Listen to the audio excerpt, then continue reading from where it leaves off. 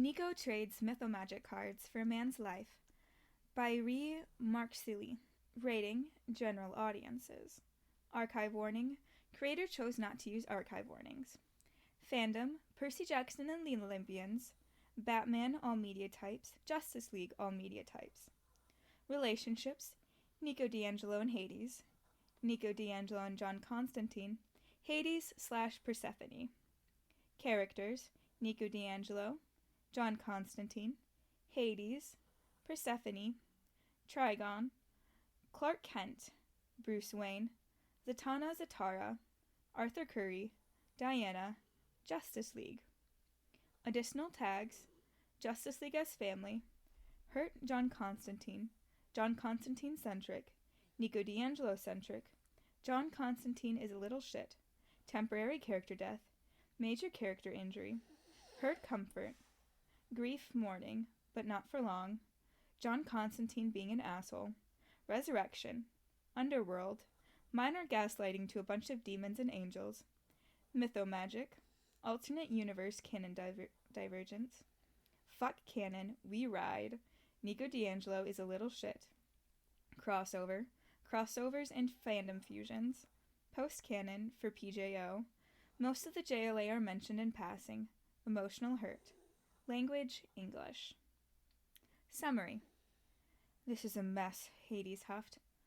I think the demon Trigon is going to punch that angel, Nico mused, struggling to hide the grin growing on his face. If they damage the throne room, I believe Persephone might knock them both down herself.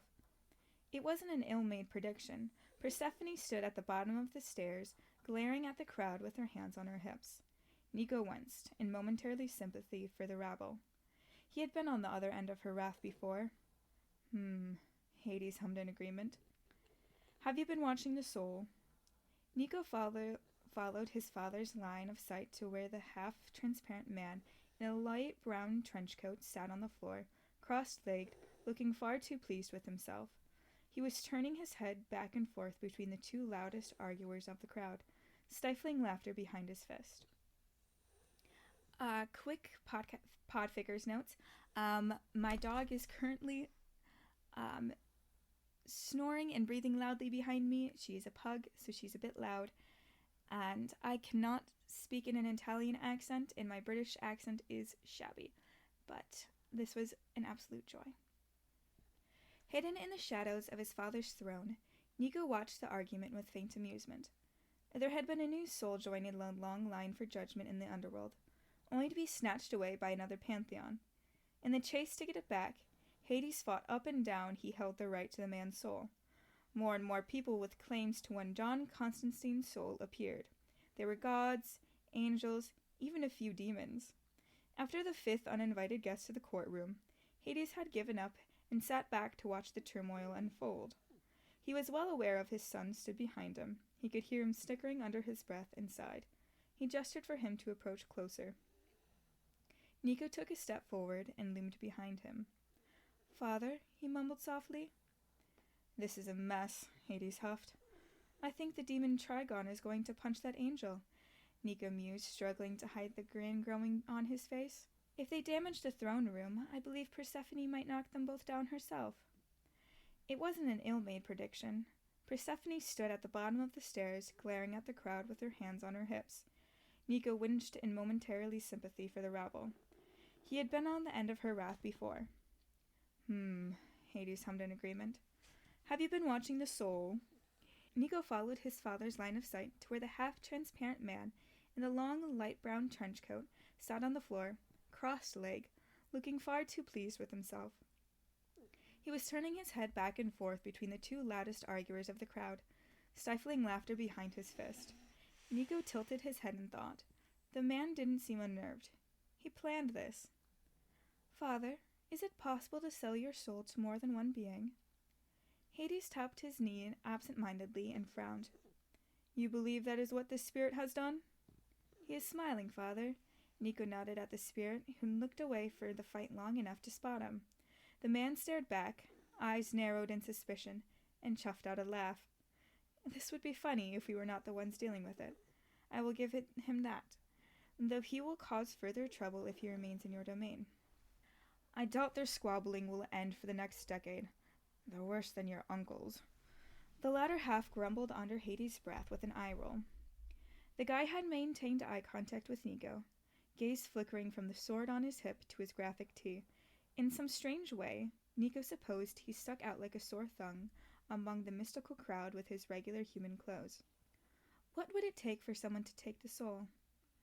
Complete ownership, though I doubt any of them would be mad enough to barter with them. Hades waved out the hand in front of him.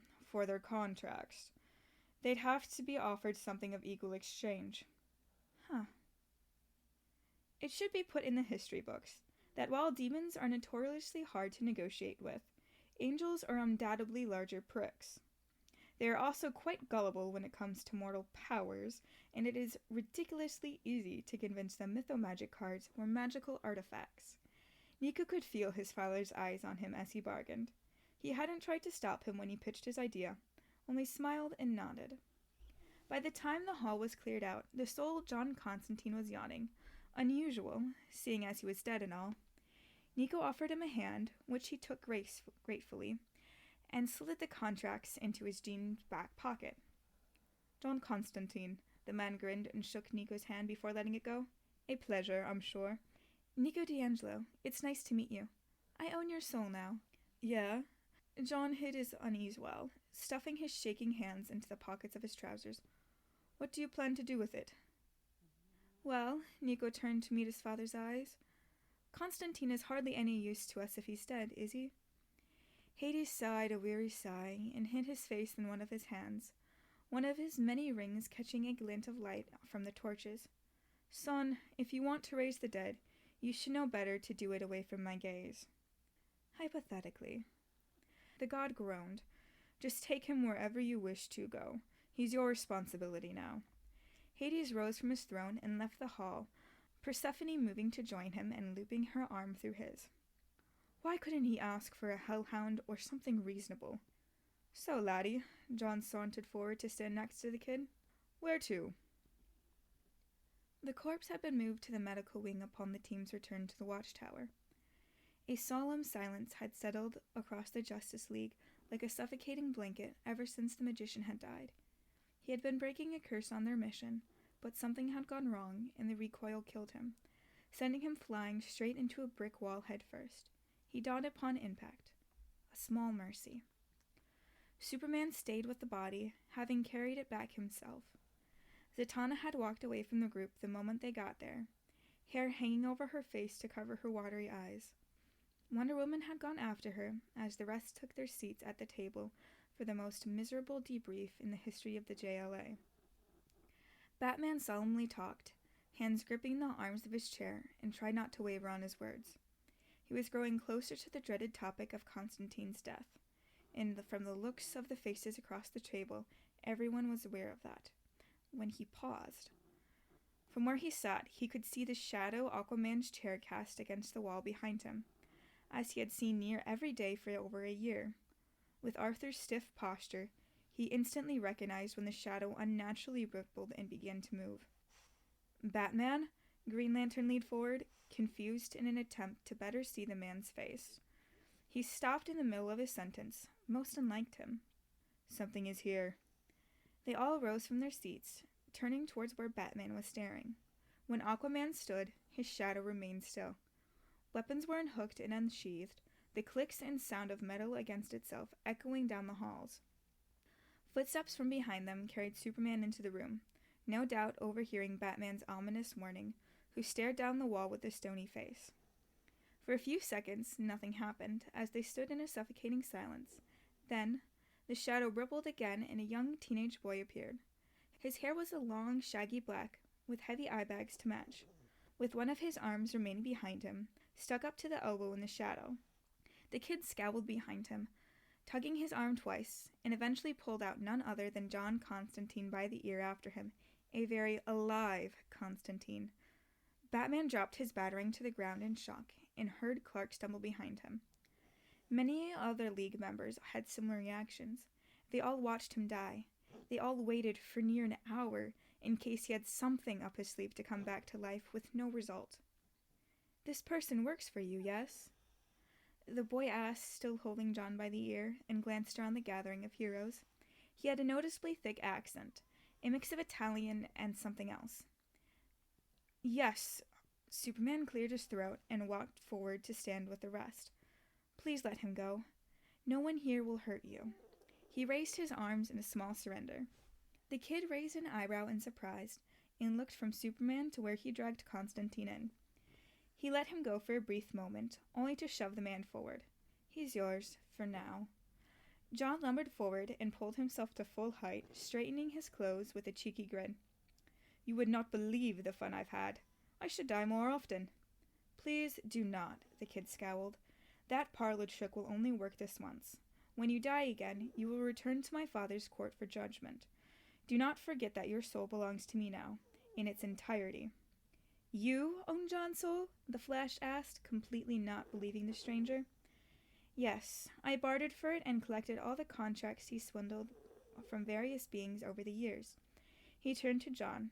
I will not do so again, so try to die for something worthwhile next time. Will do. John mockingly saluted the kid, garnering no reaction other than a continued scowl. Cheers, though. I appreciate it. The boy stared down Superman.